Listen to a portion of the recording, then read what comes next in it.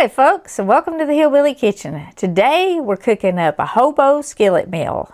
Now this is a very basic meal, which means you can add all kinds of stuff into it and you can make all kinds of substitutions. It's going to take about 30 minutes or so to cook this, just because that's how long it takes for vegetables to cook. So we're going to get started and we're going to talk about the ingredients and different ways you can cook this, because you don't have to put this in a skillet. You can cook it over a fire, you can cook it in the oven. There's just kind of endless possibilities here, but we need the basic ingredients, some kind of fat to cook it in. I'm using butter. You could use bacon grease or whatever you wanted to, shortening, lard, just some kind of oil. And I'm gonna start with a pretty good amount of butter here in the bottom of my skillet, and you can always add more. That's one of the big things to keep in mind with your fat, is that fat adds flavor and it adds calories. And this meal came from one of those times where there was a lot of homeless people, or meals like this, or people were just struggling. And we ate much more basic food and we ate smaller amounts. And usually when you have smaller amounts of food and you eat much more basic food, it has more fat in it, because of the calories and the flavor. So, you know, kind of keep that in mind based on your diet now as to how much you add to it. Now, I'm making lunch for 2 of us today, and you want basically 4 to 6 ounces of chicken or other meat, and you can use just about any meat in this you want to. And I'm going to explain why chicken is kind of the basic recipe, and then you substitute other things. I'm using chicken tenders. That's 2 or 3 chicken tenders per person, depending on the size of the person and the size of the appetite. You want a potato about this size per person, and you want a carrot per person. And I like a lot of onion, but you adjust it to suit your taste. I'm using about 1/4 of an onion per person today. And the size of your vegetables, again, totally depends on your taste and how long you have to cook it. Because I'm using chicken tenders, I've cut my vegetables pretty small, because my chicken tenders are not going to take long at all to cook. All right, my fat is hot. You do want to get your skillet hot, and you want to get whatever fat you're using hot before you start adding your other ingredients to the pan. Now, you can season this with anything you want to. And I'm starting by putting my chicken in the bottom of the pan, because I want it browned. And then I'm going to stir it up, and I'll mix my chicken in as I get my other stuff cooked. And I want my potatoes brown, and I'm going to put them in there. Like I said, we are going to stir this so everything will have its turn in the bottom of the skillet. And I kind of want my onions down there with my potatoes and my chicken, because they're not only a good vegetable, but they're good for seasoning. And since I'm doing this basic, I'm not adding a whole lot of seasoning to it.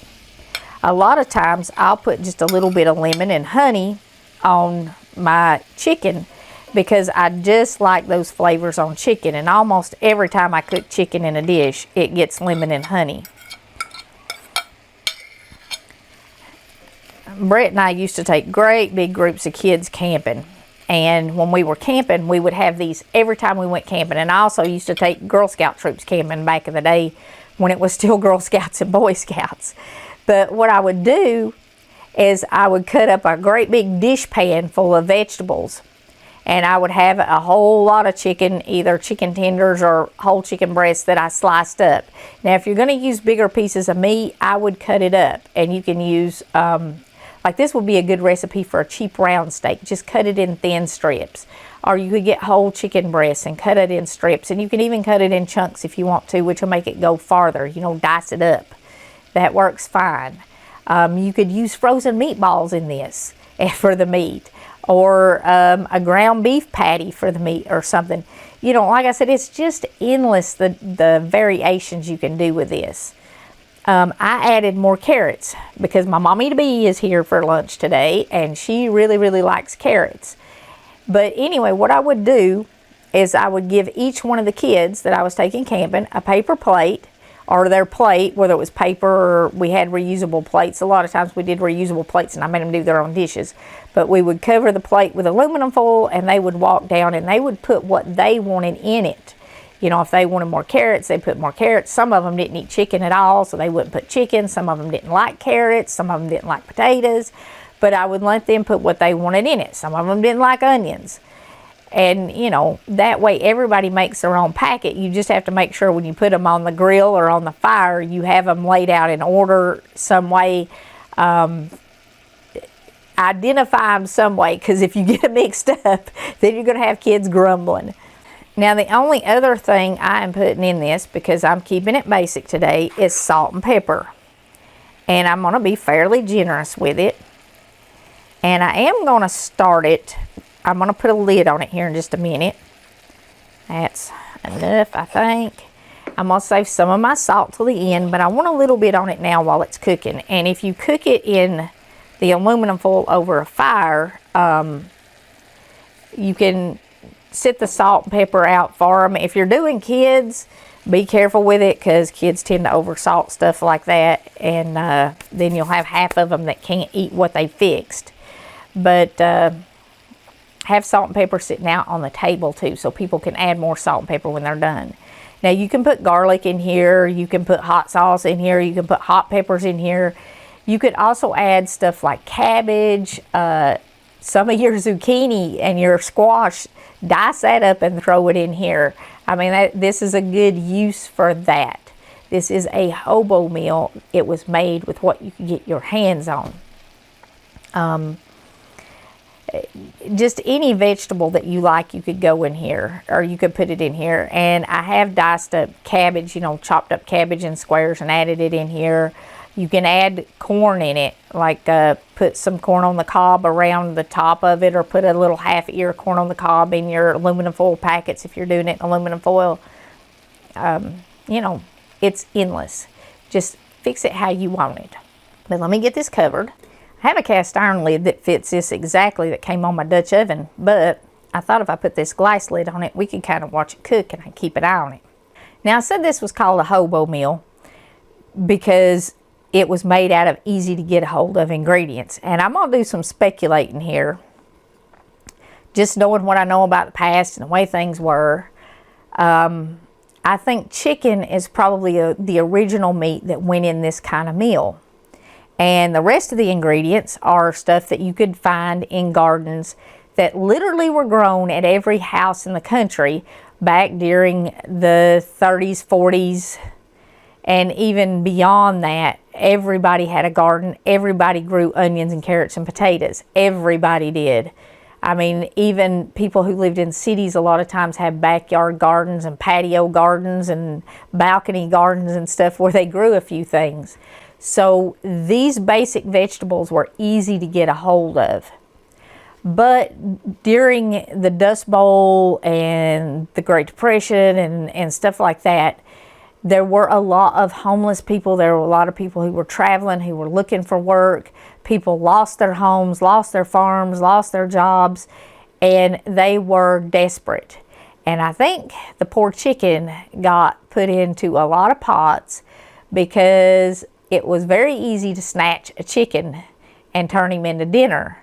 It's not like you had to go out and hunt them. There were farms all along the train tracks and stuff, and that was how a lot of the people traveled, the men especially, who were called hobos, who were traveling looking for work. And I think they snatched up chickens and raided gardens and took stuff. Now, that's not to say that, you know, they were all dishonest people, but I've seen a lot of things where there were a lot of farmers who did everything they could to help people who were in need. But then there were also a lot of farmers who were not so kind to those people who were down on their luck. And I think those folks probably had a hard time keeping their chickens alive. And my own past, I have known a chicken thief or two, and I might even be related to a chicken thief or two. I mean, I have known people that as long as they could catch a chicken, they weren't going to starve. And that's why I think chicken was the original meat that went in meals like this. Even though you can make them with cheap cuts of beef, and you know, nowadays we got to do what we got to do. It's about to get to the point where your backyard chickens are not going to be safe again. But you know, hopefully it won't come to that. But things are getting pretty tight. So you can substitute round steak. You can substitute beef stew in this. If I was using beef stew, I would not use the great big chunks. I would cut it into smaller pieces. But if you find it on sale, it'll work in here. And these were actually frozen chicken tenders. I got a better deal on them in the freezer section than I could get on fresh chicken. So don't forget to check your freezer section when you're looking for deals on meat. I mean, I really wouldn't even hesitate to do something if I got a real good deal on breaded chicken in the freezer. I would not hesitate to put something like that in here, but I would probably cook it separate and then add it to this. I'd cook the vegetables and add it because the breading would just kind of get soggy and not look good. But if you get stuff like that, I said you could use frozen meatballs in here. A lot of times you can find those on sale, the buy one, get one free deals. Watch for those. You can also get the frozen chicken tenders, buy one, get one free.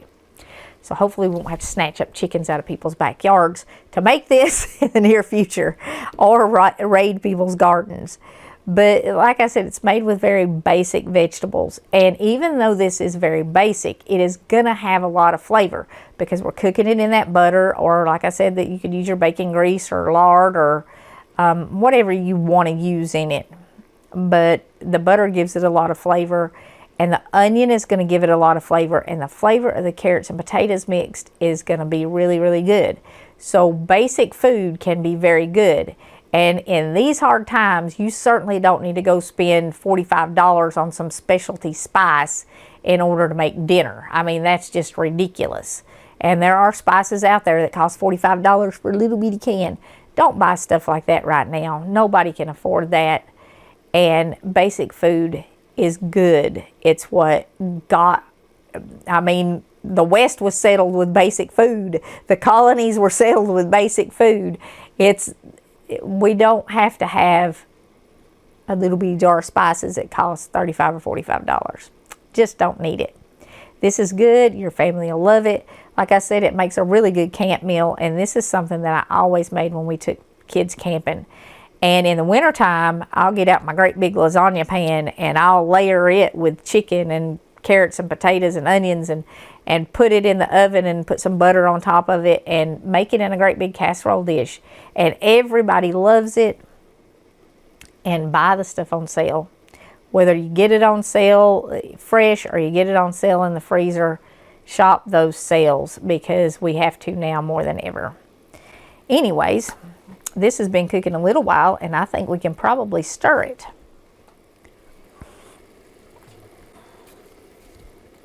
A hen settled down here, so she'll stay on the counter. Nah, I'm going to leave it like that, not touch it. My carrots are still really hard. I'm just going to leave it there and let the steam that's coming up from the bottom cook. There's nothing burning. Right now, I have this kind of on a medium-low heat. Now, when my carrots get tender, I can turn it up a little bit and brown everything, because everybody in my family likes those vegetables and the chicken brown. But right now I have all kind of juice in the bottom from the chicken and from the vegetables, and that steam is cooking my carrots. That's why you want to cover it. If you put it in the oven in your big casserole dish, cover it, and then the last 30 minutes maybe that you cook it, you're going to cook it about an hour in the oven, because it's going to take about an hour to cook your potatoes and your carrots in the oven. You might even have to cook it longer than that. But you cook it till the potatoes and carrots get done. It'll take about 30 minutes on the stovetop.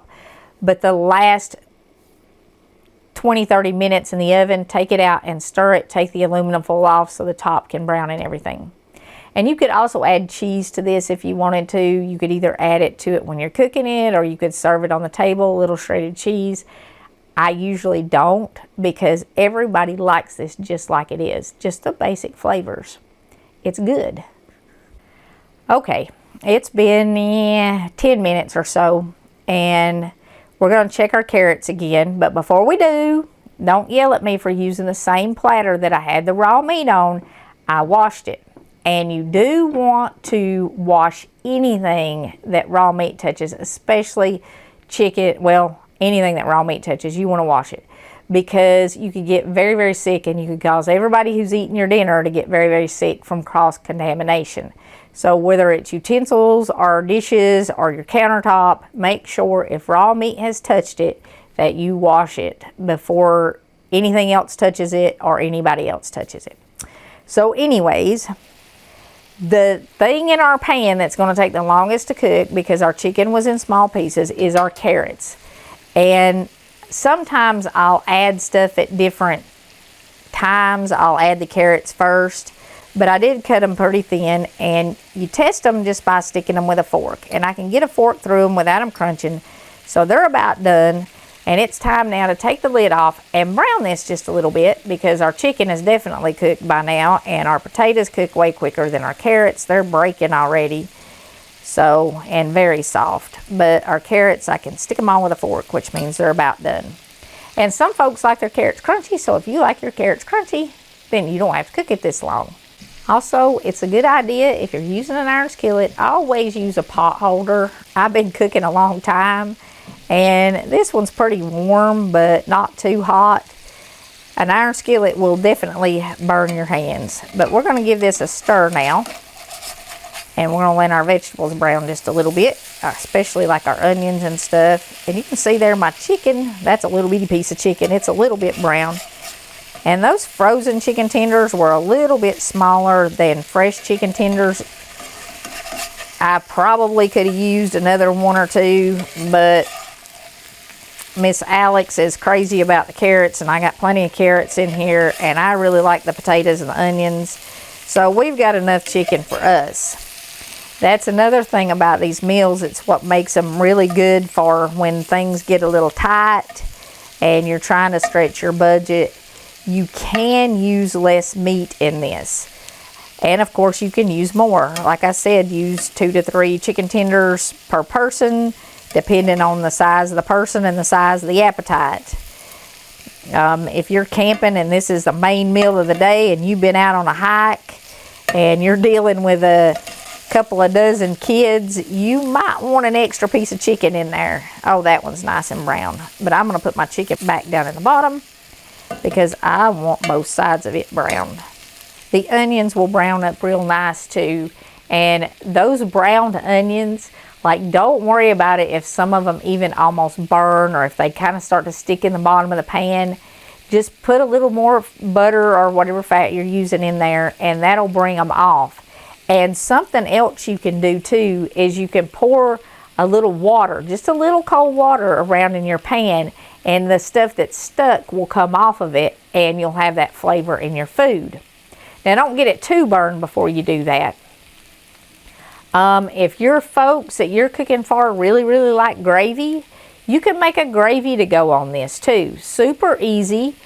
Add some water, a couple of chicken bouillon cubes, and a little cornstarch. And we've done that kind of gravy. I will link a video where I did gravy using cornstarch and bouillon cubes, so you can see how to make it if you want to make a gravy in this. But it's super, super easy. And what I would do if I was going to make gravy in this, because it's just for 2 of us, I would add a half a cup of water, which would deglaze my pan. And then I would dissolve a tablespoon of cornstarch in another half a cup of water, add a bouillon cube in here so my gravy had some flavor. And then I would pour my cornstarch water in, because you don't want to add cornstarch to hot water, so you got to dissolve it in cold water. But super easy to make a gravy in this. And now it is kind of starting to stick, which that's okay. That means it's going to brown. But I think I'm going to add a little bit more butter to it. And this is all, you know, just do it how you want to do it. Do it how you can afford to do it. Can do a little water in there, and you can do the little water trick a few times. The water is not going to change the flavor of it because we've got the lid off now, and it's just going to evaporate out. In fact, I'll show you how that works. I want to let it brown just a little bit. I learned this water trick from my dad's mother, my nanny. We all called her Nanny. She was an Irish woman who lived, my pop-up was actually drafted during WW2, and he served in France and Germany, and she had 2 boys already when he was drafted. So they lived through some pretty tough times. But she taught me this trick, or I learned it from watching her. You can see there, it's on the bottom of the pan. I mean, this spatula would scrape it off, and what I would normally do is just scrape it off. But to get it to release easy, what we're going to do is take the cold water and just drizzle it around the edge of the pan. Now, this is when you don't have enough butter or whatever that you can add more butter, or you need to do it without spending that extra money. And you can hear it kind of sizzling in there. And it lifts everything up off the bottom of the pan.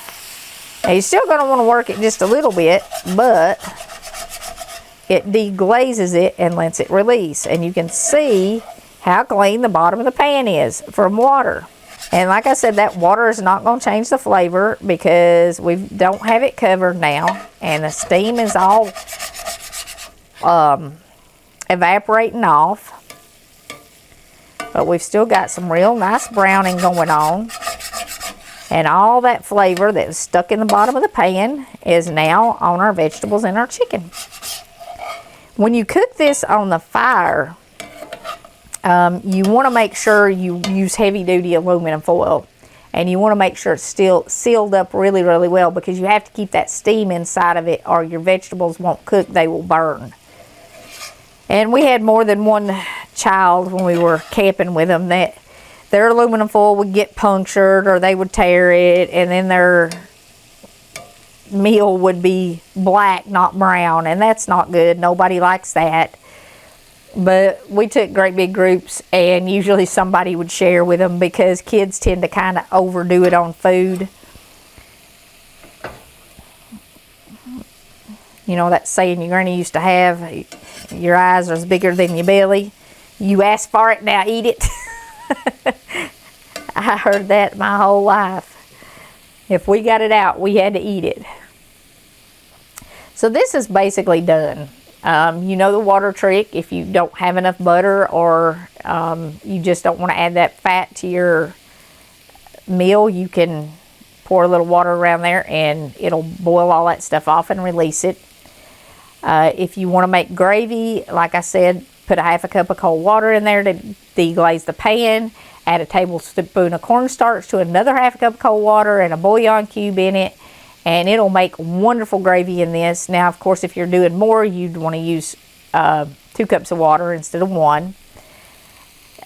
And I will link that gravy video in here. But this is a super simple, super easy meal. It is absolutely delicious. You can cook it as brown as you want, or you can leave your carrots a little bit crunchy if you want. And I know a lot of people do. You can use baby carrots in it. And a lot of times when I was taking big groups of kids camping, I would use the baby carrots. Dice my potatoes bigger so they got done kind of at the same time, just because it was easier. You can use any potato in it. You can use new potatoes. You can use, you know, the little red ones. You can use Yukon Gold. You can use whatever you want in it, or just plain old russet potatoes. And this is just plain old russet potatoes. The potato variety does change the flavor a little bit, just like the carrot variety does. You can use any onion, which of course will change it a little, but not much. And like I said, you can add other vegetables if you want to. Throw some of that extra squash you got in here, some of that zucchini and stuff. It'll fill them up a little bit more, and it'll add a little to it. Just whatever. I know we are living in some scary times with prices being what they are at the grocery store and at the gas station and everywhere else you go. Everything is just costing more, interest rates going up. And, you know, what's going on with politics. Just, I want to leave you with a verse. And I want you to memorize this one, because this one's going to get us through the next few months. Hopefully, it'll be the next few months, not the next few years, that we need this one on a daily basis. But when it starts to get to you, when you start to worry about it, memorize this verse and just say it. It's Psalm 124:8. Our help is in the name of the Lord who made heaven and earth. It's short, it's simple, and it says it all. Our help is in the name of the Lord who made heaven and earth. When it gets to be too much for you to handle, you call on the name of the Lord, because He is where our help is. I want to thank you so very, very much for joining us in the Hillbilly Kitchen. If you haven't already, please click like and subscribe. Click the notification bell and share our videos with your friends. Until next time, remember to put God first.